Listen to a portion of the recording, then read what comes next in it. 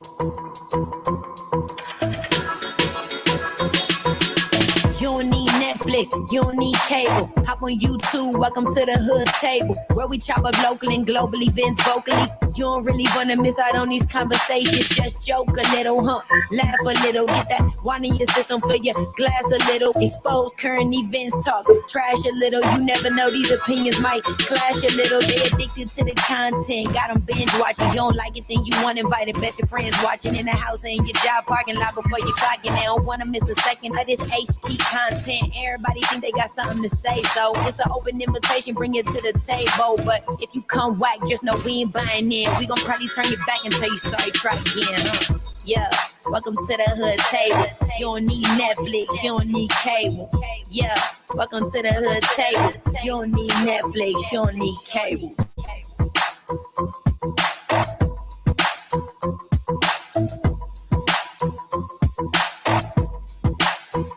Welcome to the hood table, everybody. Come on in, come on in, come in. Welcome back, welcome back, welcome back. We are on our 9th episode of, what seems to be now one of the most favorite shows of mine, Belle Collective. Season 1, episode 9 is almost, I was wondering, would there be a 10th, 11th, 12th, 15th? You know, like a lot of the other shows, they have long seasons, or if it might have a mid-season finality and come back in a month or two. But this is like the finale, episode 9. And then next episode is going to be the reunion part 1. And then I guess the week after that is going to be reunion part 2. I don't know if it'll be 2 or 3 reunions, because I kept trying to look up the episodes online, and normally shows, they have like all the episodes already listed, so you know what's ahead. But with this show, I could never know like what was the next episode going to be till it came on. So anyway, let's get into this review, and make sure you guys let me know what you thought of the finale. Again, we're reviewing Belle Collective Season 1, Episode 9, Sip and See, the finale. And make sure you like the video, share the video, and subscribe to the Hood Table if you're not already subscribed. So, and let me get another sip before I get started.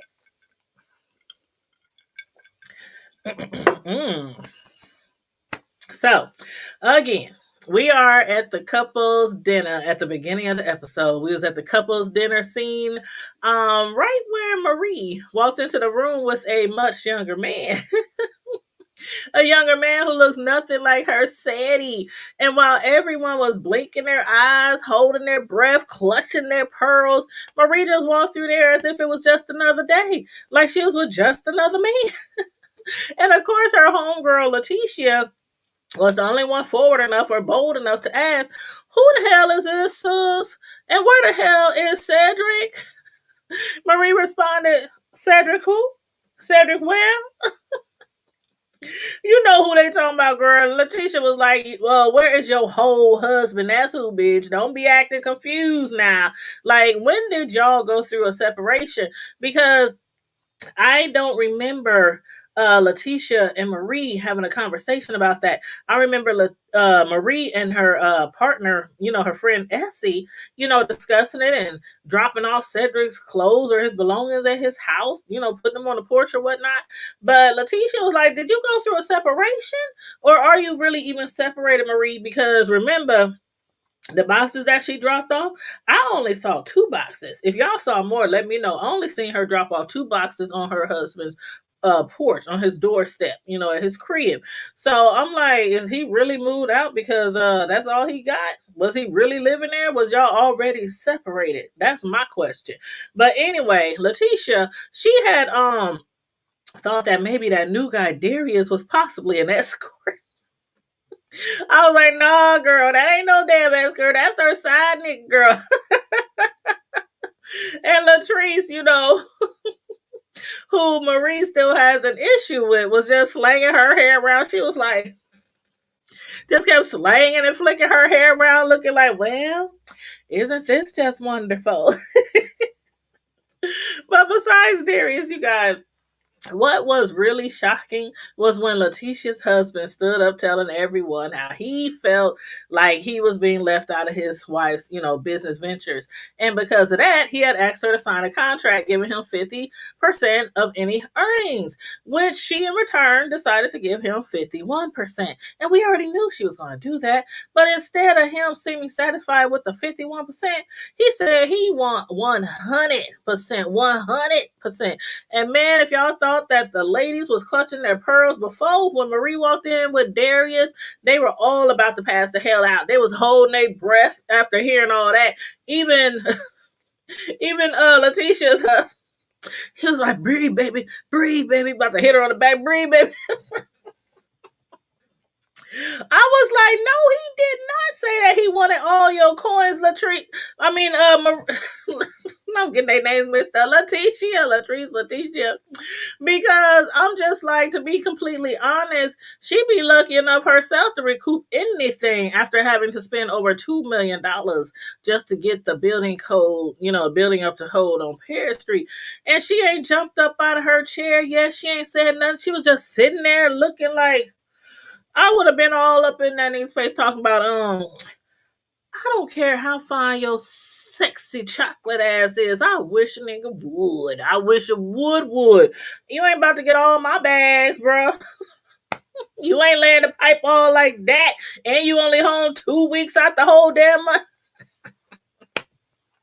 Man, Letitia just sat right there. And see that right there, though? That should have told me that this was a whole setup. Because Marie was way too damn calm for me. Like, can we all say scripted? Because right after that, I'm telling you, he was like, I don't want all your money. I don't want 100% of your coins. I want 100% of your love. He didn't want all her money after all. I'm talking about basically that was like a test to make sure that she loved him enough to want to include him. Like, but my thing is, when it comes to businesses and you marry, isn't all the new money, the new business ventures and stuff like that, isn't like, I don't know. Is his money, her money, they money? I don't know. I ain't never been married before, so y'all school me because I thought that's how I went. But anywho, then he dropped down to his knee and proposed to her with a brand new wedding ring. And of course, then everybody in the room was like, "Oh, that's so sweet." Neither Letitia nor anybody else in there was no longer studying Maria and her young tenderoni anymore. They was like, that's old news. Letitia was like, hell, the hell with Maria and her marital issues. I was getting married again, bitches. I was married now again. But for real, y'all, you can tell that they are still truly in love with one another. Even after so many years, they still got it. They still got it. It's easy to still love someone, after so many years of marriage, but to be in love, that right there is the most beautiful thing and what everyone desires. Hey, but I'm still looking for my husband, so anyway, Kaylon, she had, that's Dr. Antoinette's friend. She had invited over to her crib Latrice, Antoinette, Melanie, and a few other folks. But before I even go a little further, child, please tell me why I thought that was a dog up in there. I was cracking the hell up when Melanie jumped back when they was trying to put that damn goat in her arms. I was like, hold up, wait, what the hell? I was like, where my glasses at? Because I didn't even have my glasses on then. I was like, where my glasses at? I thought that was a dog for sure, y'all. But seriously, when I was watching the TV, I was like, jotting down my notes and everything, taking down my notes on the shows to do this review. So I wasn't really focusing in on that damn farm animal. So, I didn't even realize that it was a whole damn baby goat instead of a puppy. That was until Melanie almost jumped out of her skin. She was like, I get that thing away from me. And then I named the goat Capricorn, which of course, obviously, most of y'all know that, especially me because I am a Cap.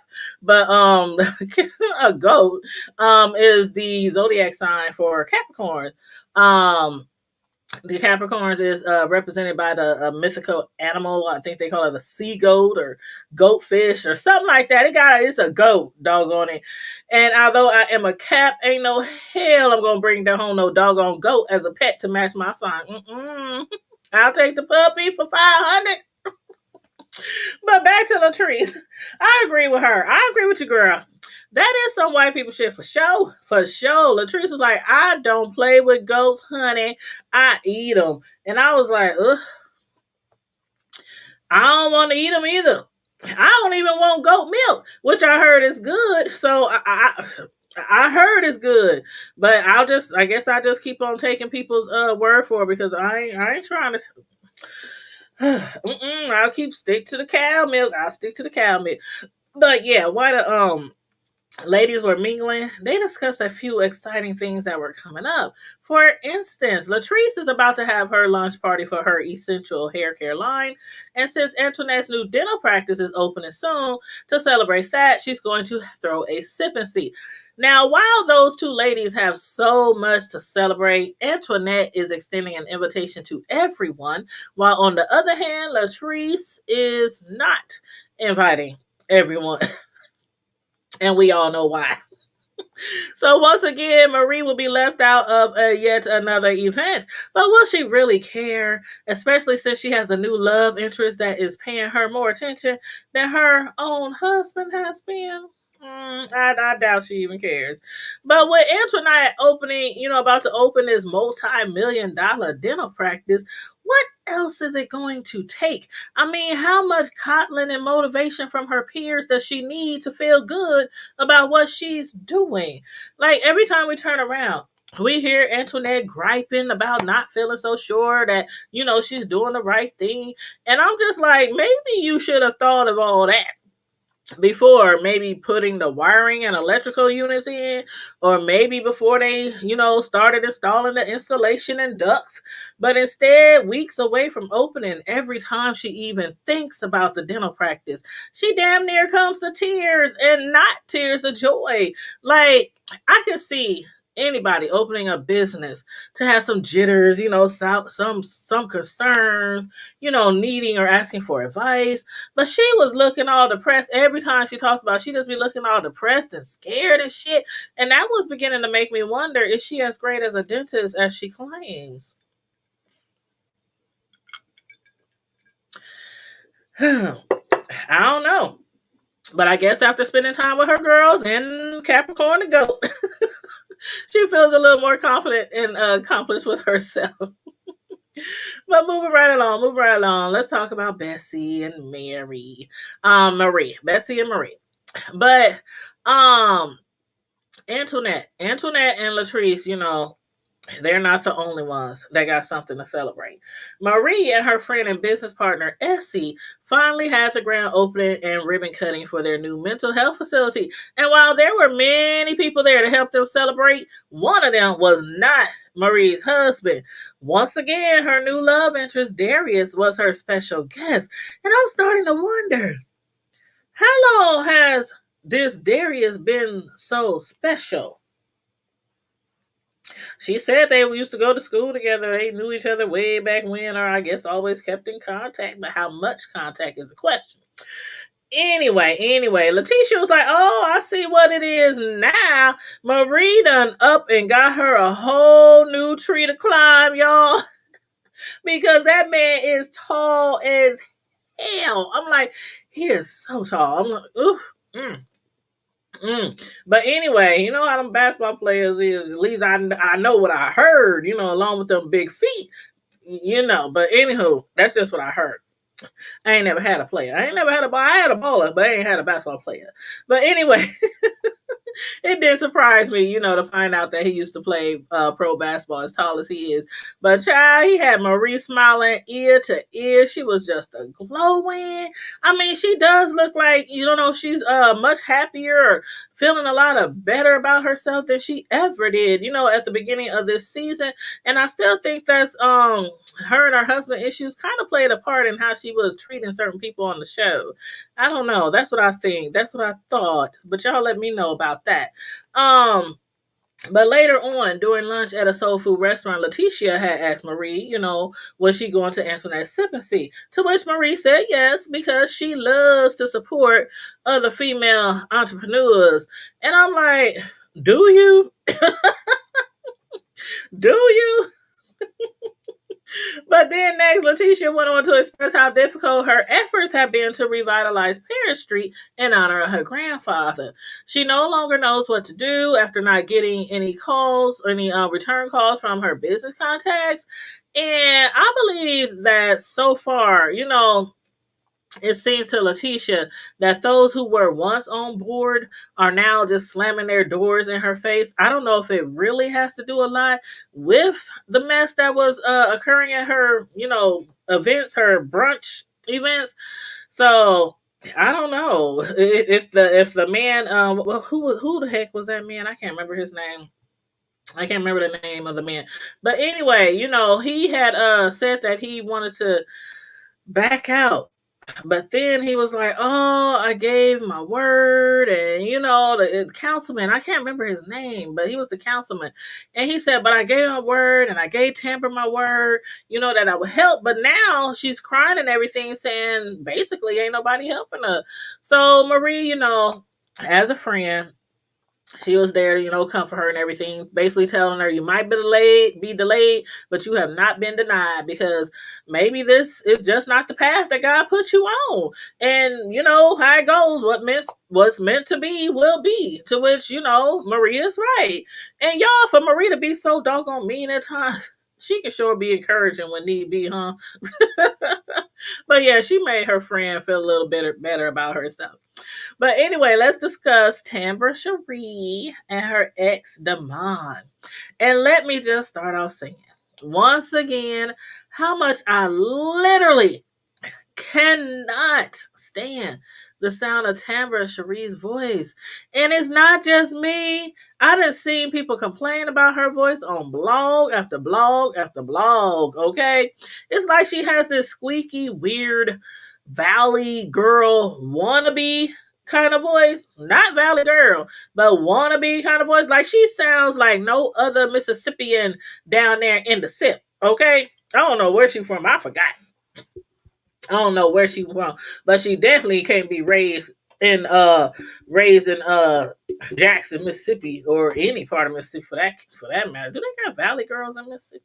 Oh, I don't know. I'm gonna ask my homegirl Deanna Urban, the other YouTuber, my fellow YouTuber. We trying to get together, by the way, to do some reviews together, maybe possibly on this show on Reunion 1 or Reunion 2, within the next week or so.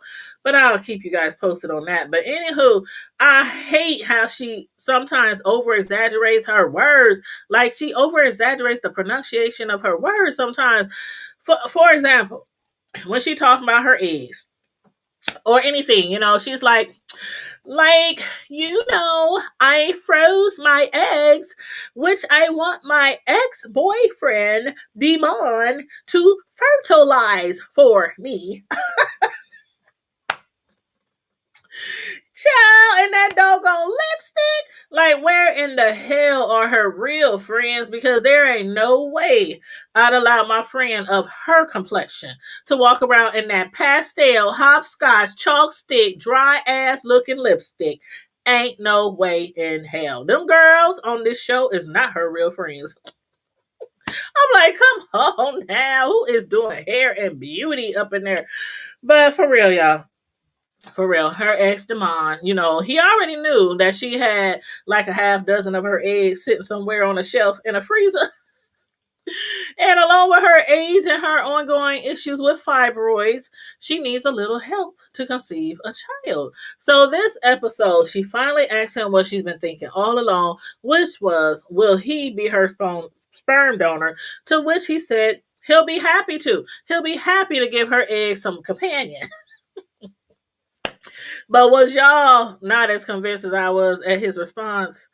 Did he really seem sincere I don't know, y'all. I do not know. It kind of sounded as if he was thinking that, we on camera, so maybe it would be best for him to say yes as not to embarrass her or hurt her feelings, because I would hate to see how she would have reacted if he said no. I would hate to see that, but I guess we might find out, at reunion part 1 or 2, if it really happened. But anyway, last thing I want to discuss is Antoinette's sip and see. Antoinette, she had her sip and see. It went well. It was another successful event. Actually, all the ladies seem to have successful events, this episode.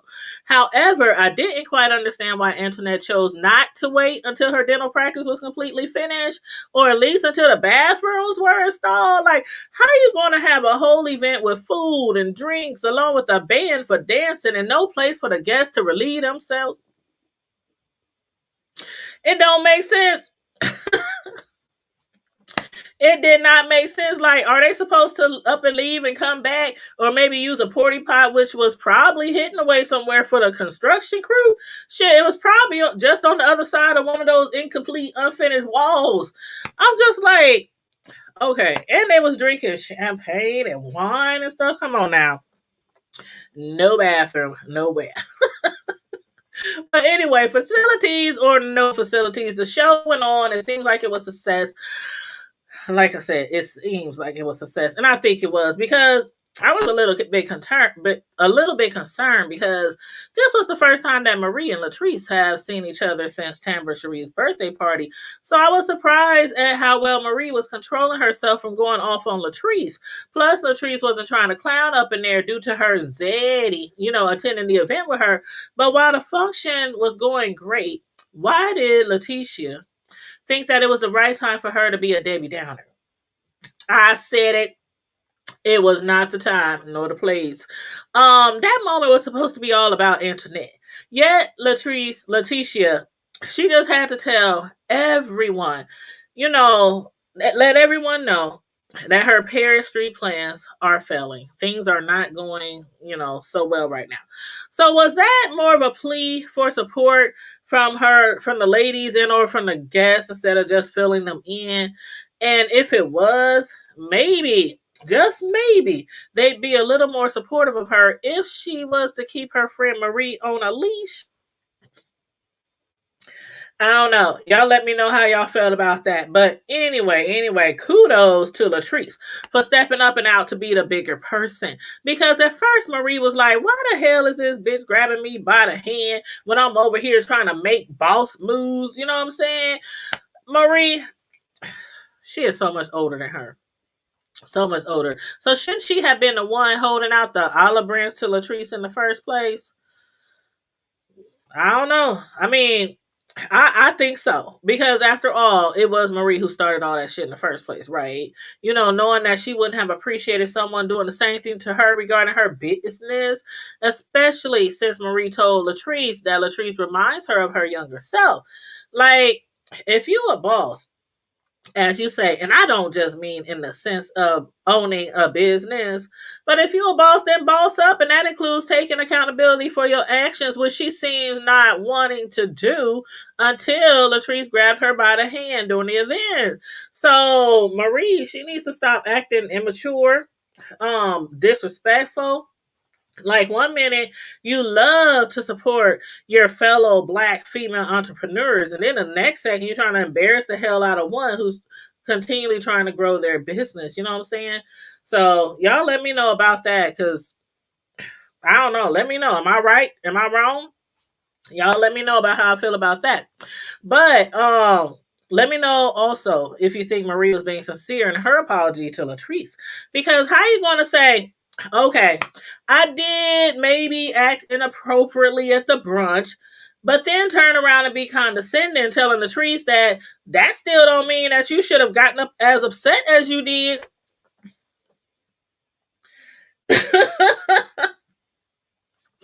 And I said, I hear a lot, especially on YouTube, how people say you can't tell people how to fight back. Like, you can't hit somebody with a rock and tell them not to bring a gun to the party. So how she gonna tell her I can get all upset about this wig that I wasn't happy with and just embarrass her in front of the whole group of people? But Latrice had no right to get upset at her actions.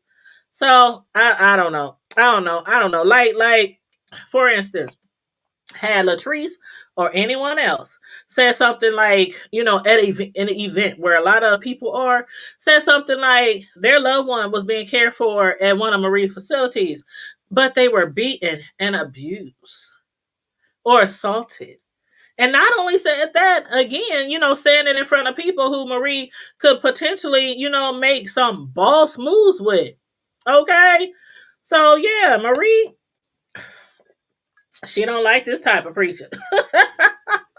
But hopefully she will do better. Hopefully she will do better. But I believe I saw them addressing that. I think was it Antoinette? I think Antoinette was the one who was addressing it at the reunion. So I cannot wait to see the reunion Friday and review that with y'all. So make sure y'all all caught up so y'all can watch the reunion part 1 this Friday. And again, make sure you like the video, share the video, subscribe to the Hood Table if you're not already subscribed, and also follow us on Facebook, IG, Twitter, Stereo, and thehoodtable.com. And on that note, everybody, stay safe, be blessed, always remain vigilant, and don't forget to keep it hood. Bye.